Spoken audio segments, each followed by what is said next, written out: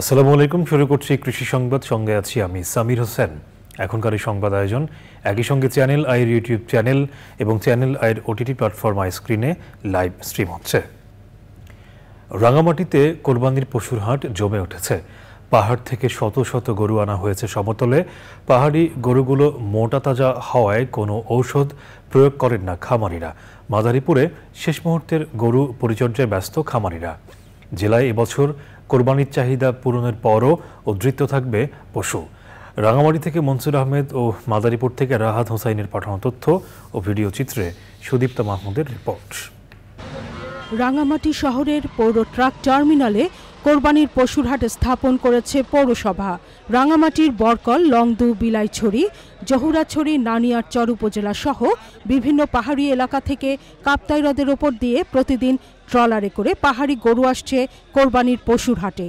কম দামে গরু এনে বেশি লাভের আশায় দুর্গম পাহাড়ি এলাকা থেকেই গরু সংগ্রহ করছেন ব্যবসায়ীরা। বাজারের পরিস্থিতি খুবই গরম, ছাগল এখন চড়া দাম, নিরাপত্তা ব্যবস্থা ভালো আছে, চাঁদাবাজি নেই, কোনো কিছু নেই। কোরবানি উপলক্ষে রাঙামাটি শহরে নিরাপত্তা সহ চাঁদাবাজি বন্ধে জেলা পুলিশের পক্ষ থেকে ব্যবস্থা নেওয়ার কথা জানানো হয়। আমাদের সিটিএসবির থাকবে, পর্যবেক্ষণ থাকবে, ডিবির টিম কাজ করবে। তো আমরা আশা করি যে আমরা খুব সুন্দর পরিবেশে এটা এবার গরু হাটের নিরাপত্তা নিশ্চিত করতে পারবো এবং যারা ব্যাপারী আছেন এবং ক্রেতা আছেন তারা খুব স্বাচ্ছন্দ্যে এবং খুব নিরাপত্তার সাথে আশা করি এই হাটে বেচাকেনা করতে পারবে। কোরবানির সময় মাদারীপুরে গরু ছাগলের চাহিদা রয়েছে ৬৬,৮০০টি।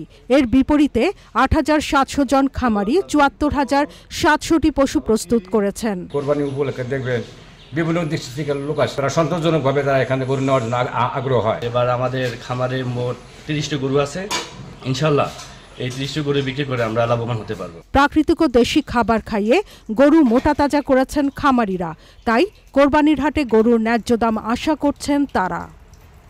Sudipta Mahmud, channel I.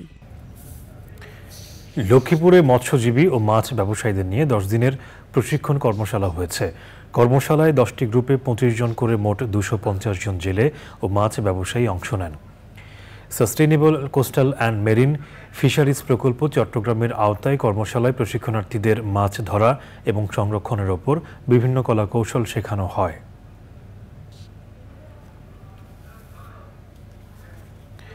এই ছিল কৃষি সংবাদ। সাথে থাকার জন্য ধন্যবাদ সবাইকে।